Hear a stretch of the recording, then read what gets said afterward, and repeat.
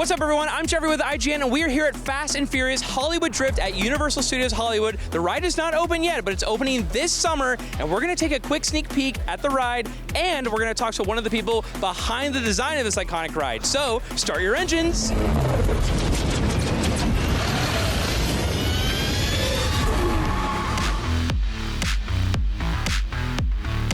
So I'm very excited for Fast and Furious Hollywood Drift. If someone, for some reason, has never heard of this, how would you explain this roller coaster to somebody? It's incredibly dynamic. I mean, it's off the hook, but I would also say if you're not familiar with the franchise at all, it's going to blow your mind. If you're familiar with the franchise, really what we're trying to do, though, is not put you in the movie. This is almost like taking you behind the scenes. Ooh. So, because as you walk through the queue lines here, what you're going to see is some great props, actual props, oftentimes created by the actual prop makers. Yeah. You can see the stunt coordinators actually figuring out how to do some of the incredible stunts from the film. Wow. I got to ask about the cars. We have a Dodge Charger, obviously the Mazda, the Nissan, the Toyota. How are these chosen, and how much thought is put into like the order of it and like the kind of the look?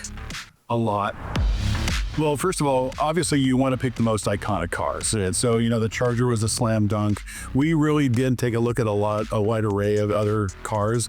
But at the end of the day, the two cars that were Brian's, the Mazda and then the Charger, they were just naturally iconic cars. And then when you talk about how much, I can tell you that it was a particular interest of mine and the creative team, because we know that no other ride vehicles in the histories of roller coasters will be as examined as these. Mm-hmm. So integrity to the brand, really, we went and I proved each individual mold of the cars. These are all carbon fiber cars, and every little paint detail, every little engine detail, every little tire detail, along with our IP partners, from the franchise itself. Right. Integrity is everything. So it was really a team process, but a whole lot went into it. Ready.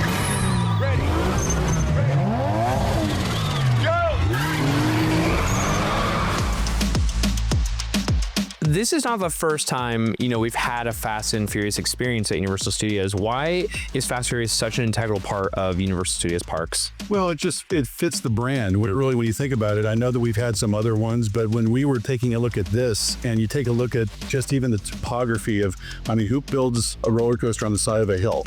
That's kind of crazy, but it really fits the dynamics, and then to be in the cars, and actually because they drift and spin, it really is a completely different experience. So it is just so on brand. It so takes you where the films are. Yeah. It's amazing. Yeah, you mentioned building a roller coaster on a hill, and then it also kind of goes around the iconic Universal escalators. Yes. What are the challenges of something like that? Because as a pass holder, I'm amazed to kind of seen this from the ground up, and now it's almost here. Designing any attraction for up here on the hill is like living life on a 27-foot sailboat.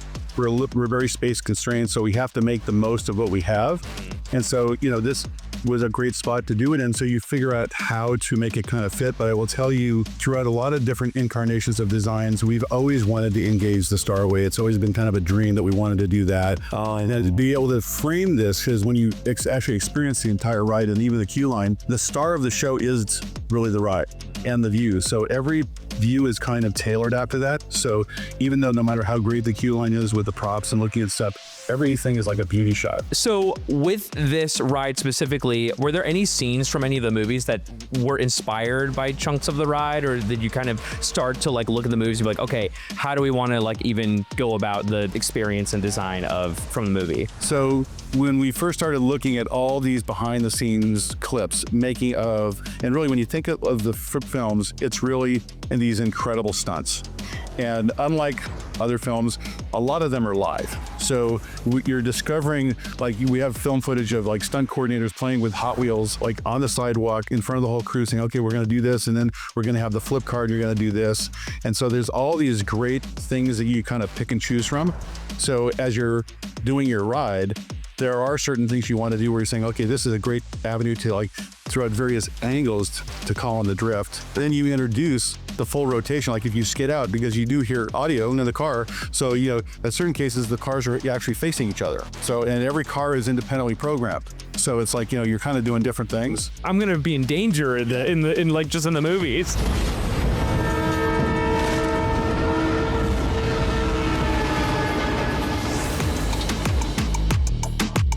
I want to talk about the queue really quick. The queue is incredible because you have graffiti art from Tristan Eaton, who's kind of like a local legend here in Los Angeles. And obviously with Fast and Furious being kind of like integrated in that franchise, I'm curious how that collaboration came about. Obviously, we all know Tristan did a great job on the lower lot. Our new film building, he did tremendous murals inside. This is all about authenticity because, like we said, this is not about putting you in the movie. This is not supposed to be a set. This could be kind of the garage where they develop these stunts. You'll see the storyboards behind you. It's kind of like where they figure this stuff out. Yeah. At the same time, it's LA. So who better than Tristan to bring in? And then we have this huge mural up actually in the launch bay up. Oh. So we have one down here and one up above. That's so cool. And can you tease anything about the music? I mean, you mentioned audio in the cars. Like, we'll be hearing tracks from the movies or needle drops or a score. Around here, the queue line, you're going to be hearing a lot of the music that you would kind of expect to hear, right? In the actual cars, what we have is when you're in the Charger, there is a whole track dedicated to Charger engine sounds, brake sounds, everything else, and every car is different.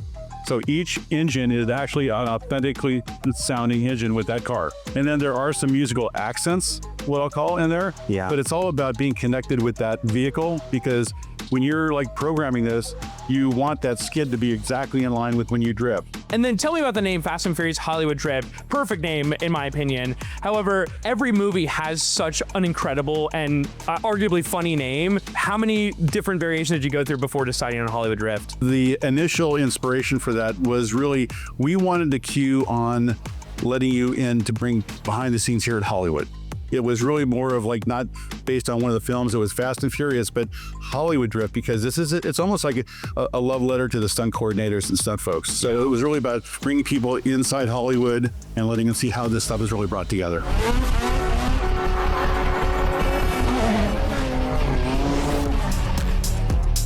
I'm curious how you approach the design of like, we need to make sure that it feels like you're really racing cars. And obviously you're going very fast and that is a big part of it.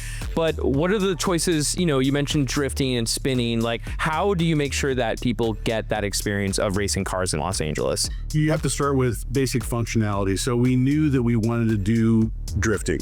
And we knew that we wanted to do something that had never been done before. We knew we wanted to do it faster than it had ever been done, and inversions and everything else. So they simulate what you're trying to do in terms of the vehicular ethos, if you will. John, is this ride canon to the universe of Fast and Furious? Because they have gone to space, so I don't think it's that crazy that they would be on a roller coaster. Actually, the fun part about this is, and even think about it, it's a different experience at night.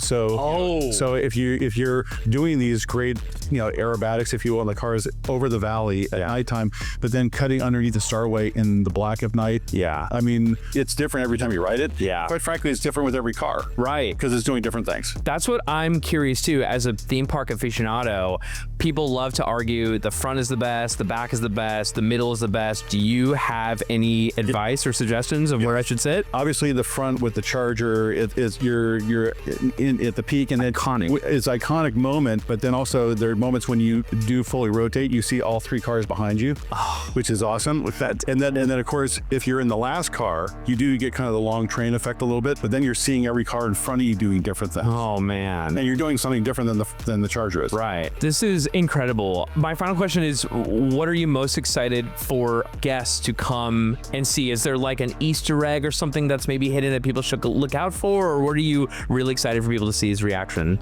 There are Easter eggs everywhere. There are some right around us right now, which I won't go into. There's some on the cars. But I mean, really, the other great part about my job with everything we get to open here is just to see the expressions. I mean, you see people, and in some cases, the Charger is somebody's favorite car. In some cases, it's a GTR. In some cases, they saw that movie with the bomb or whatever, and now they're going to get to see how it was done. Yeah. So it's just really seeing the guest reactions. That's really the kick. Well, there you have it. Fast and Furious Hollywood Drift opens this summer at Universal Studios Hollywood. There's so much more IGN Live, so don't go anywhere.